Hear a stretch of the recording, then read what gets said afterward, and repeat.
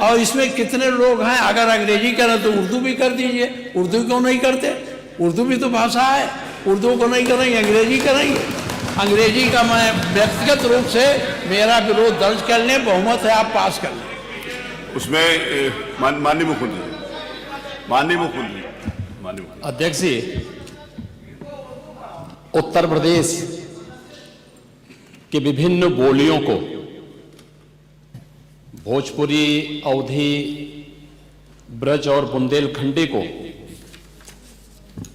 इस सदन में सम्मान मिल रहा है और हमारी सरकार तो इन सब के लिए एक एकेडमी का भी गठन, अलग अलग एकेडमी के गठन की कार्रवाई को भी आगे बढ़ा रही है।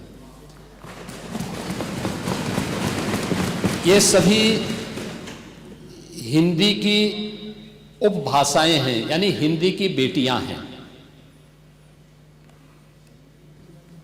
भाषा की समृद्धि के आधार हैं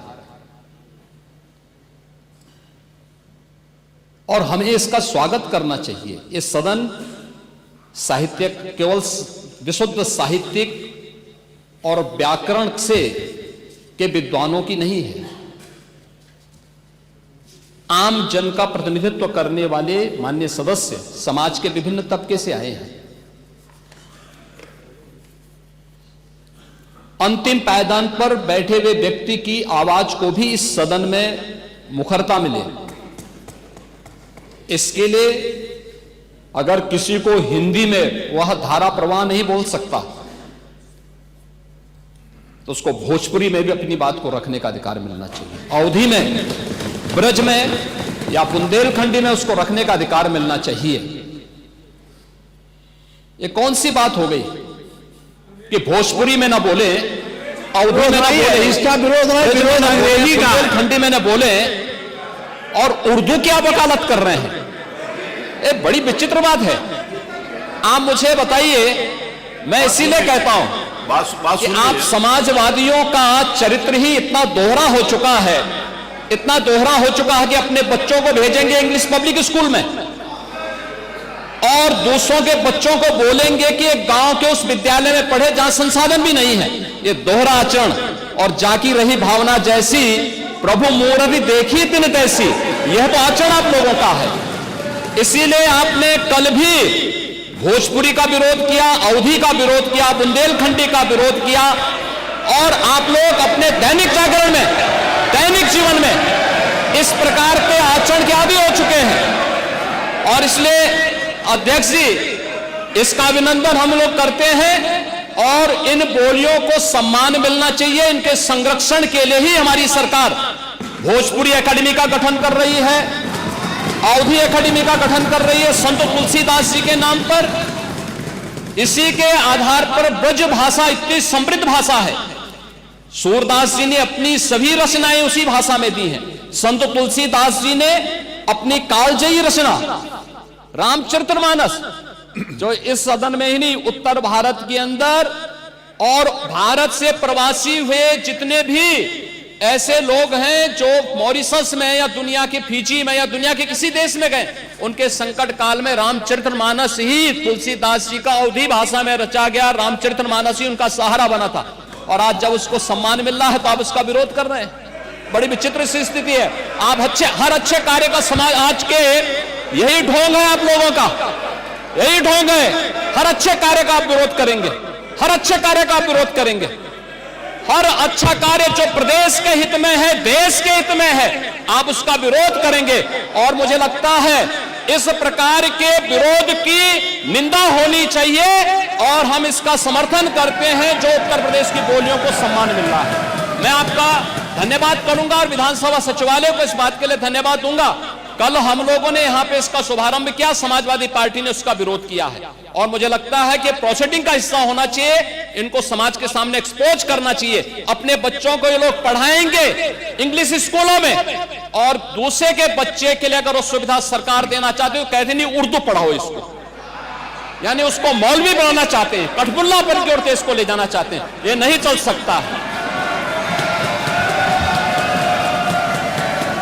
उर्दू भी इस प्रदेश की बोली है, तो उर्दू में क्यों नहीं यहाँ विधानसभा में किया जाए? उर्दू भी उत्तर प्रदेश नेता में प्रतिपक्ष खड़े आप बड़ी बैठिए। संख्या में ना, बोली आपका जाती अलाउड है, नहीं। तो उर्दू आप को बैठिए, आप मेरा बैठिए। केवल विरोध नेता अंग्रेजी प्रतिपक्ष का, खड़े। क्योंकि अंग्रेजी से अंग्रेजी कौन गांव में जानता है, यहाँ बोला जाएगा तो अंग्रेजी में कौन समझेगा, कितने लोग हैं। इसलिए इस विधानसभा को कुलीन तंत्र की विधानसभा न बनाइए, यही मेरा अनुरोध है।